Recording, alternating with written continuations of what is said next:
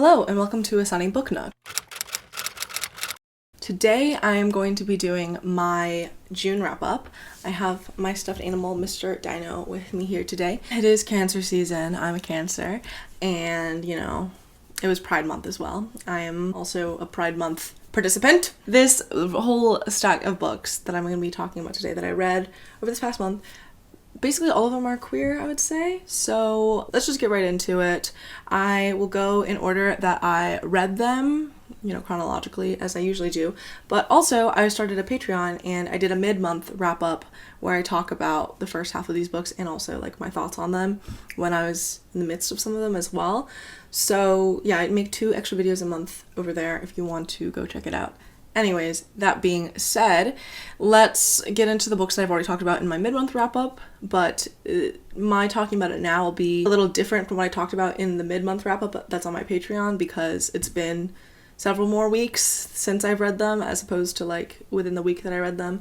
So yeah, anyways, the first book I want to talk about is The Lost Girls by Sonia Hartl. This book is a YA, sapphic, contemporary, fantasy-ish, magical realism-ish story with an interesting like revenge plot, basically. I rated it 3 stars. I thought it was fun, but not necessarily like my favorite, and I had some issues with it, but I think that generally it was a pretty fun YA. We're basically following our main character, who is a vampire because her ex-boyfriend turned her, and then she in turn turned her best friend, whom she's no longer on speaking terms with. But because she's been turned by her boyfriend, she has to like basically follow him everywhere. She can't be outside of his general vicinity at any given point. She always has to be around him. And she ends up teaming up with these 2 other vampire girlies who are also turned by the same guy. So they all share the same ex-boyfriend, and they all are stuck to be immortal from the day that they were turned. So they're all still like young girls, teenage girls. And of course, this vampire guy who goes around dating these teenage girls and turning them into vampires is like very predatory and fucked up for doing that. And he has a new target in sight, and he's trying to get this other teenage girl at this high school to become his new girlfriend so he can turn her, essentially. And so our main character and these other girls that she's working with are trying to team up to make sure that he doesn't get with this girl, and also to try to kill him and like end this vampire hold that he has. And there's the ex-best friend who is now running like this goth house where she uses the aesthetics of like vampire horror stuff to lure in emo goth wannabe kids and have them be her food. And so our main character has like this moral thing that she sticks to, in which she only kills and eats like bad men, like men who are obviously trying to assault her or are being predatory towards her. And yeah, I think it was fun, and it does do that like revenge storyline trope, sapphic storyline of the vampire tale pretty well.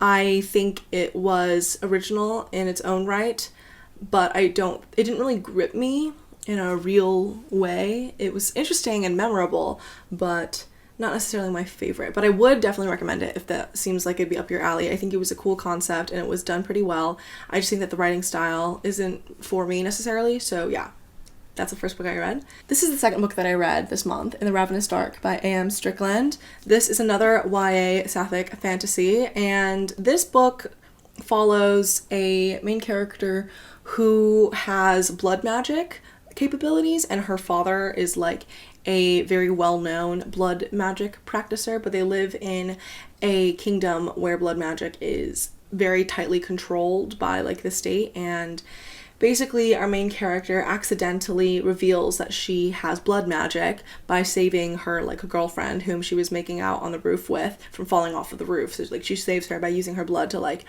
make her not fall, and that gets her caught out. And when she was a kid, the first chapter, is it a prologue? Let's see.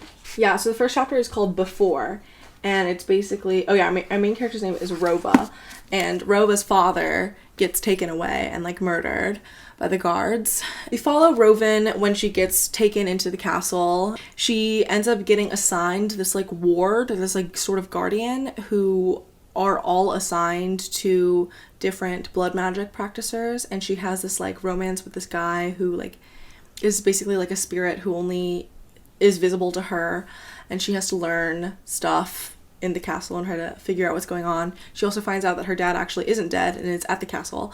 And she also gets into a relationship with, like, the princess there. It's very, like, polyamorous. Like, she gets into relationships with, like, various people, and she becomes besties with, like, this prince and the princess, who are both, like, gay.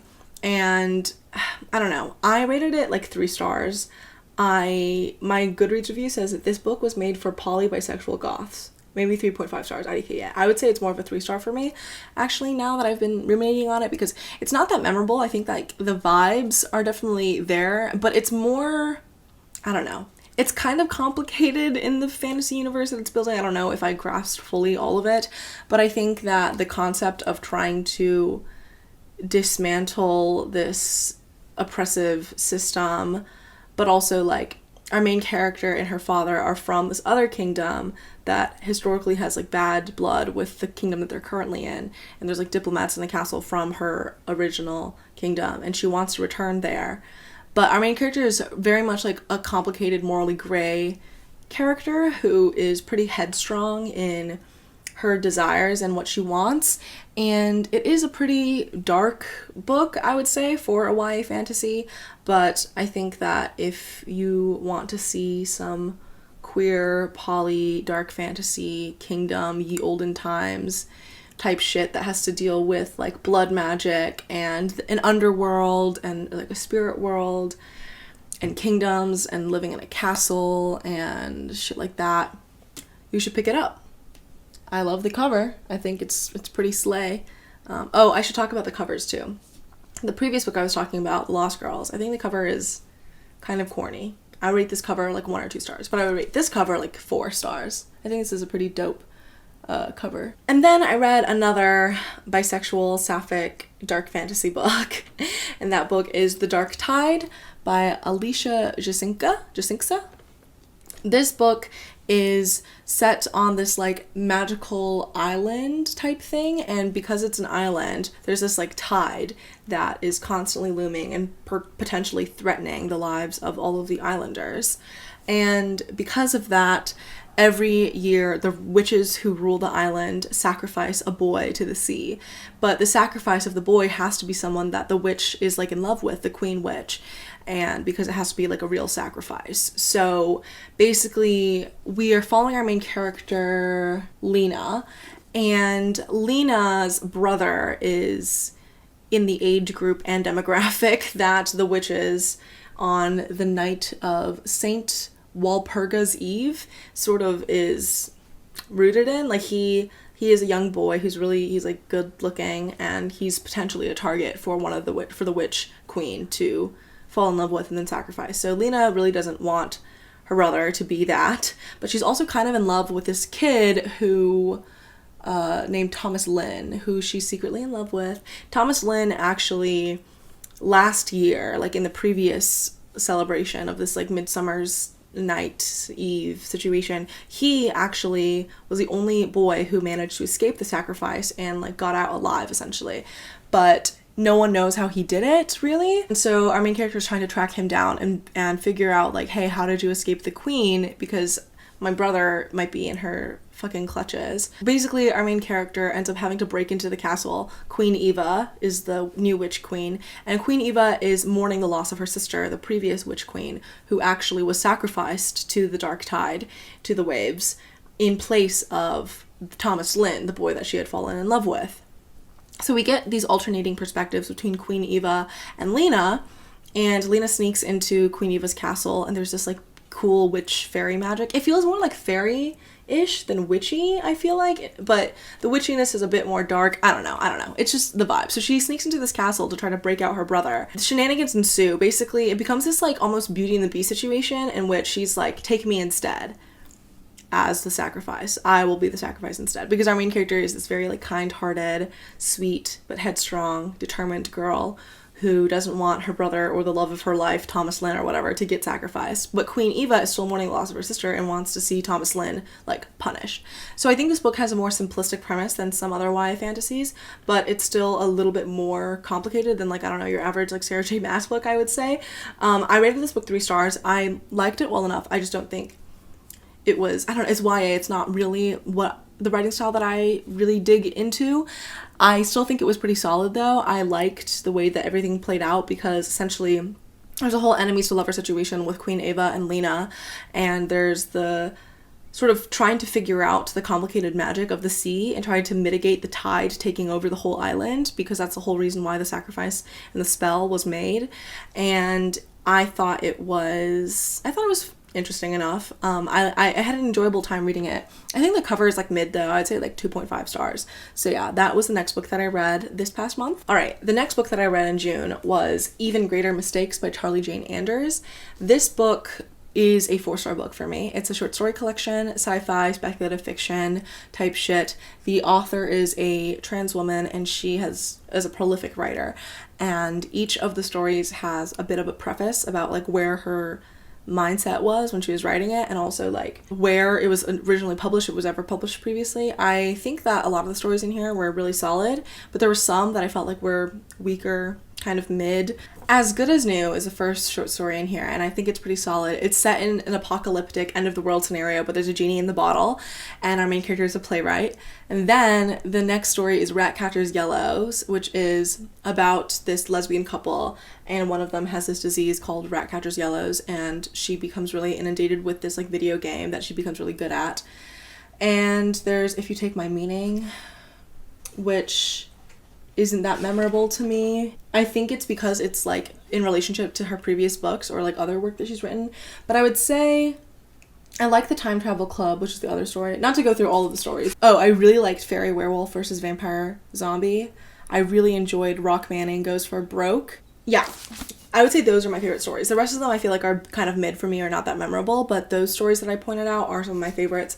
I think that her originality and the conception and the detail that our author gives us in the preface of each of the short stories is really awesome to see. I love science fiction and speculative fiction. I think it's so brilliant, and I think that the stories that she's written are so memorable and very, very queer. Every story has, I think, an element of queerness from what I remember, except maybe one of them, Power Couple. But each of them explores what sci-fi aims to get at, which is about the relationships between people and like the heart of that. And some of them are quite silly and whimsical, and others are more serious and violent. But I think most of these short stories are quite smart and very, very interesting. And I would definitely recommend this if you enjoy sci-fi short story collections, a la, I don't know, like Ted Chiang or whatever. These are just a lot more quirky, I would say. So yeah, I rated it 4 stars, and I don't know how I feel about the cover. Maybe 3 stars. There's like an astronaut falling through this hole in the sky.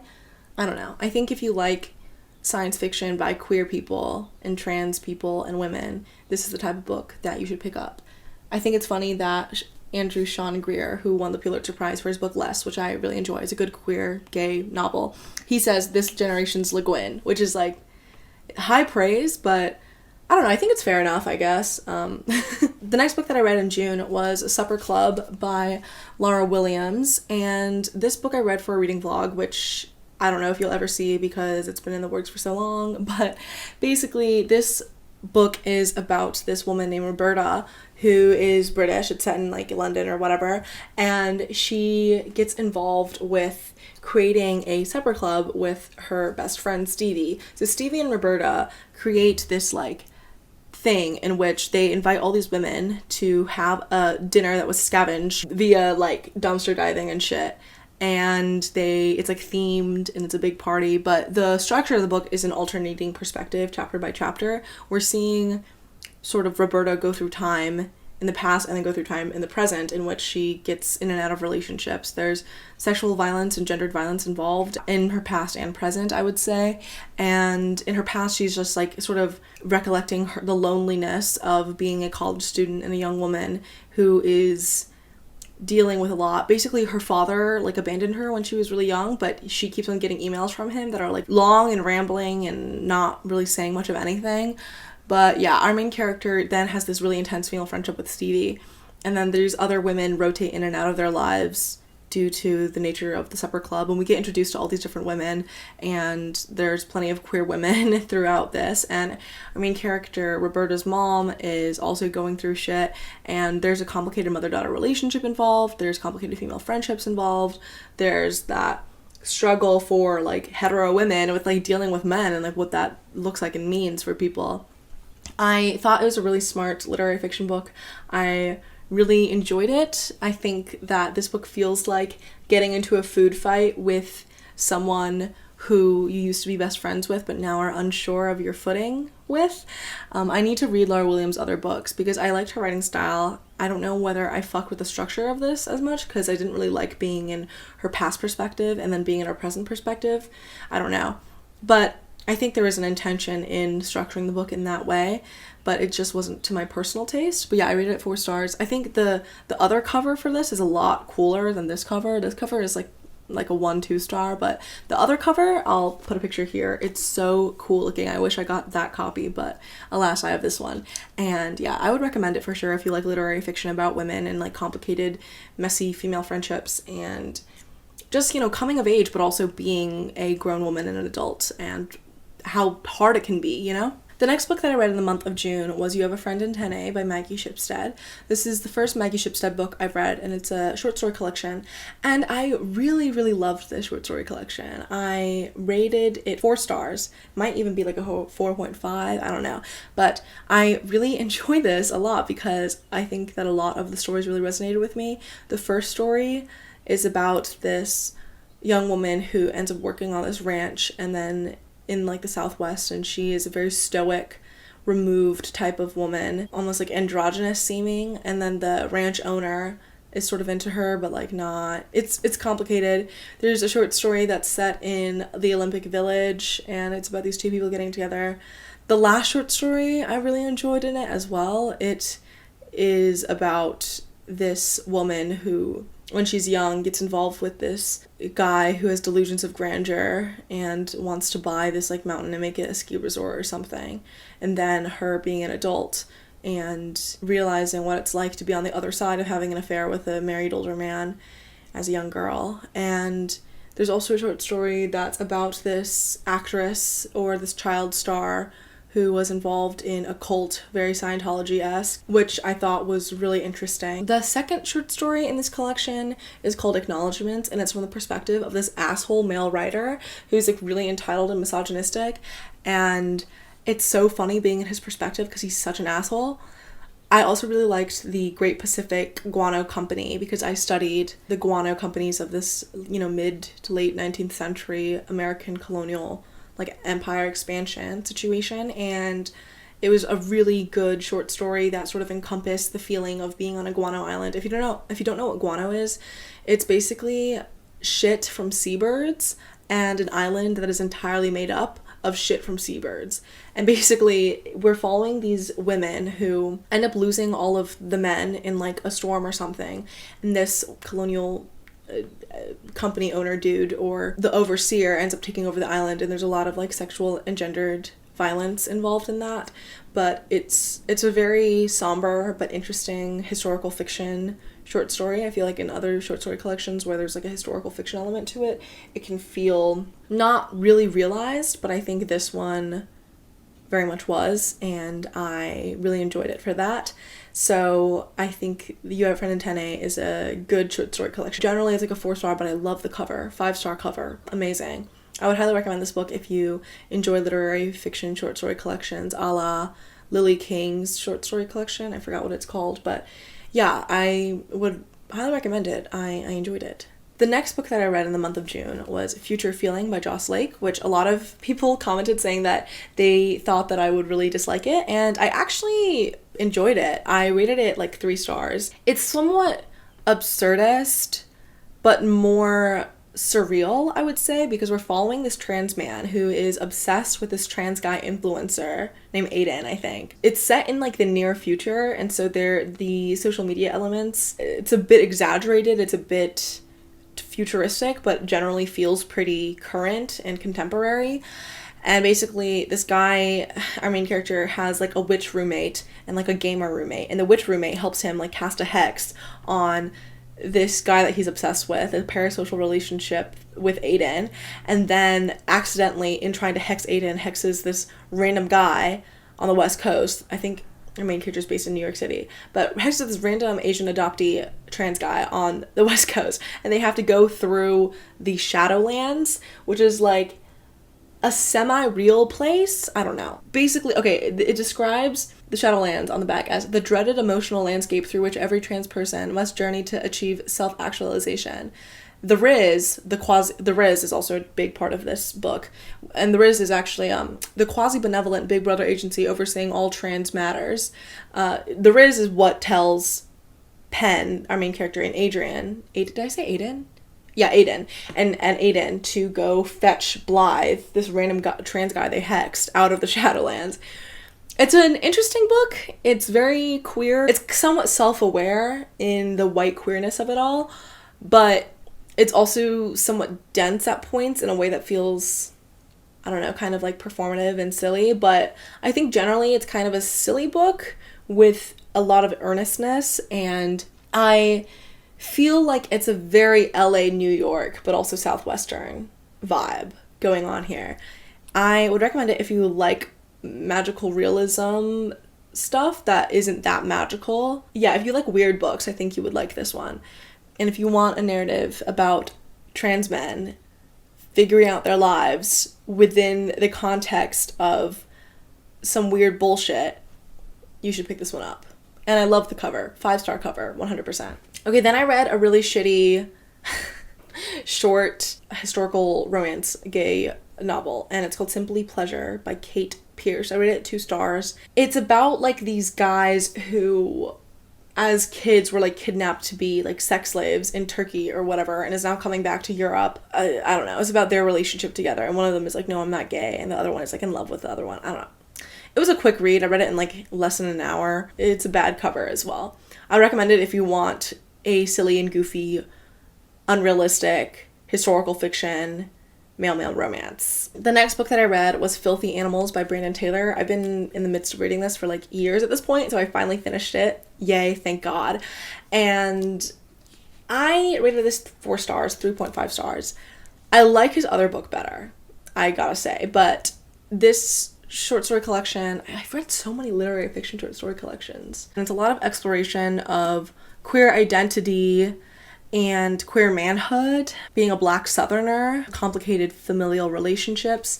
The short stories that stick out to me in terms of what's memorable. Okay, so there's like 3 short stories in here that are like interconnected, and it's about these people who like are in a weird throuple open relationship situation. It's like 2 dancers and this guy who recently attempted suicide. It's interesting, but not my favorite short story throughout this collection, and it's like 3 different ones that are all sort of interconnected. The title short story, Filthy Animals, is a good one. I think it's pretty solid. I'm glad that that's the title of this one. It's about this boy who is going to be sent off to like, not like rehab, more of like a correctional behavior facility situation because his parents think he's like wild and crazy. And it's about the weird and violent homoeroticism between him and his other friends. I think that was a good short story. There's a short story right after called Mass, which is about a dancer, a ballet dancer who's Russian in the US, who finds out that he has cancer and like what he does with that information with his brothers and his family. There's not just 3 short stories that follow the trio throuple situation, but like I feel like this book really focuses on mental illness and then like physical bodily illness and like cancer, and then family relationships and complicated sibling and parent dynamics, queerness as a young adult, and dancers. There's a lot of focus on characters who are dancers, which is really interesting to me, specifically like ballet dancers. I think that it's a lot of tenderness, there's a lot of realism. It's somewhat somber, but not too much. It's very literary, and I would recommend it, but it feels more like a novella interspersed with random short stories than like a proper short story collection, I would say. And I like the cover. I think it's like a 3-star cover for me. The next book that I read was We Do What We Do in the Dark by Michelle Hart, which I loved. I rated it 4.5 stars. I thought it was fantastic and very thinky and like cerebral, but we're basically following our main character who's like 18, a college freshman, and gets super obsessed with this college professor who teaches children's books, and she's German and she's married, and they end up having an affair essentially. And it's really complicated because obviously there's like a major age gap and power differential, and our main character is like pretty traumatized as well because her mother had recently passed, and it's sort of just about their relationship over the years and that affair and how it affects our main character and her like psyche, and how everything she feels like she does and every part of her identity feels shaped by her relationship with this woman. And I thought it was very tender and beautiful and a really interesting depiction of like a lesbian love affair that is not necessarily like very healthy, but still deeply impactful to our main character. And I think that this book was really well written and you should pick it up. I also like the cover. I would say it's like a 3-star cover for me. The audiobook is really solid as well because the German accent that the older woman gets, the narrator gives the older woman, is pretty solid. And I think that the way that our main character sort of puts this woman on a pedestal in a way that feels so real to a lot of young people who are like hurting, and the way that we like cope with that, and the way that our like queerness manifests in this lesbian relationship and love affair that we see throughout this novel. And I really enjoyed it. 4.5 stars. You should definitely read it if that sounds interesting to you. Then I read another 4.5 star literary fiction gay book, and that is Just by Looking at Him by Ryan O'Connell. I actually listened to the audiobook of this one through Libro FM's influencer program. You should definitely check out Libro FM. They're not paying me to say this, but like you should check it out if you want audiobooks, high quality audiobooks. But Just by Looking at Him is sort of autofictional from what I understand, because the author who wrote it is like himself a gay man, comedy screenwriter, and has cerebral palsy, because our main character is a comedy TV writer who's a gay man with cerebral palsy, and he's sort of dealing with like being in his like mid-30s and working at this in the TV writer's room, and sort of the humor and bullshit in the workplace sort of drama of that. But also our main character is dealing with some weird emotions with his boyfriend, who he feels like doesn't really see him for his whole self and his like disability and the reality that he lives. Because he's unhappy in his long-term relationship, he ends up getting involved with a bunch of various sex workers. And our main character also was abandoned by his mother at a young age, so he has like a silly relationship with his goofy dad. And our main character is so funny. Like, this book is so funny. Of course, he's a comedy writer, so like he's fucking hilarious, but he's also dealing with like alcoholism that he and his boyfriend are in denial of. But he keeps on cheating on his boyfriend by sleeping with other people, and he keeps on like digging this hole deeper in for himself. And we basically see him as his life like falls apart around him, but he is just like desperately trying to keep up with it and deal with the fact that like he has a problem, and like to face his reality. Like, his life is in shambles, to be honest, but it's in a fun way. I don't know, like, it's nice to see someone have such a messy, whack life and to be in so much denial about his behavior and his identity. But he basically ends up having to explore more of his like disabled identity, like his identity within his disability and outside of the context of his bitchy gay friend group. And I really liked it a lot. I think it's a really brilliant, hilarious book that you should definitely pick up if you like literary fiction about queer people. Then I read a silly contemporary romance called Anyone But You by Chelsea M. Cameron, which I rated like 2.5 stars. It is a silly and goofy female romance about this woman who owns a yoga studio. We're in her perspective the whole time, I believe. She owns a yoga studio on the second floor of the building, and then her new landlord is this like really buff bodybuilder who's creating like a CrossFit gym in the basement. And it's like a whole enemies to lover situation because they are beefing over like the amount of noise and disturbance that the new CrossFit lady is bringing to the yoga studio. And they end up like challenging each other. They immediately have like a lot of sexual tension, but they challenge each other to like take each other's classes essentially. And I don't know. I think that the writing is just, I feel like so many romances have this writing style that feels so deeply unrealistic, but it was still like a fine romance, to be honest. Like it was good enough for a romance novel. The cover is so incredibly corny, -5 stars, like please. But it was sweet, it was sexy, it was, I don't know, it was what it was, I guess. Okay, then I read a 5-star lesbian novel. Guys, this book was so crazy. Like a House on Fire by Lauren McBrayer, I rated 5 stars. This book is about this middle-aged mom who, in order to like get out of the house and no longer feel so bored and empty with her life, wants to work for this architectural firm. And the woman who is the brains behind this architectural firm is this like Danish older woman who's like 20 years older than her. And they end up having like an affair together. And so they're both like cheating on their husbands essentially. It doesn't start off as an affair. They just become very, very close friends very, very fast. And stuff gets off the rails pretty soon because our main character, we're in her perspective the whole time. She is a mom, and so she loves her 2 young children.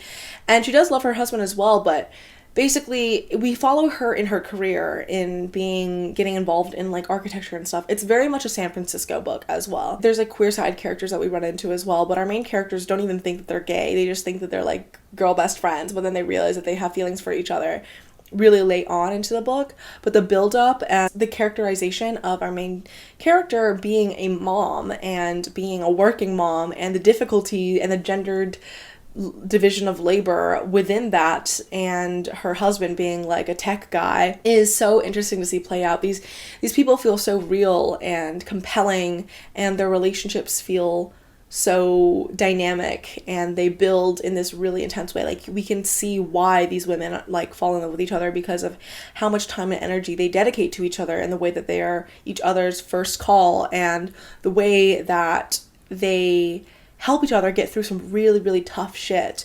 And yeah, I love this book so much. It put me through so many emotions. So yeah, that's the only 5-star book I've read this month. I feel like there's not that many books that deal with this age demographic of like women who are over the age of like 35 and their love and coming to understand their identities pretty late in life, even in a city like San Francisco, but also how embedded they are into their existing lives that it makes it that much more complicated. The last chapter of this book was also so crazy. Oh my god. I was on the edge of my seat the entire time. So highly recommend this. It's a new release. It's a debut novel and it's phenomenal. Then I read the sequel to A Spindle Splintered by Alix Harrow, which is A Mirror Mended. And I rated it 4 stars as well because I rated the first book 4 stars too, I think. But A Mirror Mended is still following our main character from the first book, and she is going across these different universes trying to save the other Sleeping Beauties. And then she she gets like summoned through the evil witch queen's mirror into the Snow White parallel universes. And she ends up having this enemies to lovers situation with the evil witch queen. And we basically follow her as we understand that our main character is like really just trying to escape her real life and the inevitable end of like her own narrative. And because of the fact that she's not ending the narrative arc of her story, it's causing this like shift in the universes, this imbalance, and she's just trying to fix things but really running away from reality in that way. It is really sweet and funny as usual. I love the fairy tale multiverse situation. I love all the lesbians and all the queer relationships that we see, all the integral close friends and things that our main character like discovers about herself and her pre-existing judgments onto that she projects onto the world. I think it was kind of silly and goofy at some points, but also very tender-hearted, and it made me giggle, but it also really made me frustrated at our main character. for making poor decisions. So yeah, I would recommend it if you're into that fairy tale retelling type shit. And, you know, our main character also has a chronic illness, which is part of the first book's narrative. Like, you definitely shouldn't read A Mere Mended if you haven't read A Spindle Splintered. But I'm excited to keep up with the series because I'm a fan of, like, this fantasy retelling fairy tale universe and the way that it blends contemporary reality and sort of the various fairy tale universes and the ways that it plays with different retellings. Finally, the last book that I read in the month of June was Love After the End, which is an anthology of two-spirit and indigiqueer speculative fiction. I read this one first because in my video a couple months ago or something, I said, pick the next book I should read off my TBR, short story collections, and you guys told me to read this one, and I did. I enjoyed it. I rated it 4 stars. It is exactly what it says it is, and I think that some of the short stories started to blend together at a certain point because they're all very, like, post-apocalyptic and featuring queer and two-spirit indigenous main characters, but I think that most of the short stories were very, very strong, and I really enjoyed basically all of them. I think that if you enjoy speculative fiction or science fiction or fantasy, you should pick this one up. It has a great selection of a bunch of different authors, and the theme of love after the end, like what it is like to live in a post-apocalyptic world as an indigenous person, is very strong. It's a good, strong collection throughout. I just think that for me, some of the stories started to blend together a bit.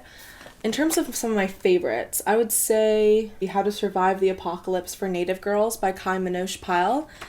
I like the structure of this one, and I liked the love story of it. I would also say I loved Andwani Conjugan by Gabrielle Castillo Calderon. I enjoyed the way that this short story is about, like, how storytelling creates markings on someone's body and the tradition being passed on. I also really enjoyed Story for a Bottle by Darcy Little Badger, which is about this girl who gets, like, kidnapped off of an island and onto this boat called New America, which is basically like a living AI entity almost, is what it seems like. It's this whole boat that's completely empty except for this girl who was, like, kidnapped, and she's writing, like, a message in a bottle essentially.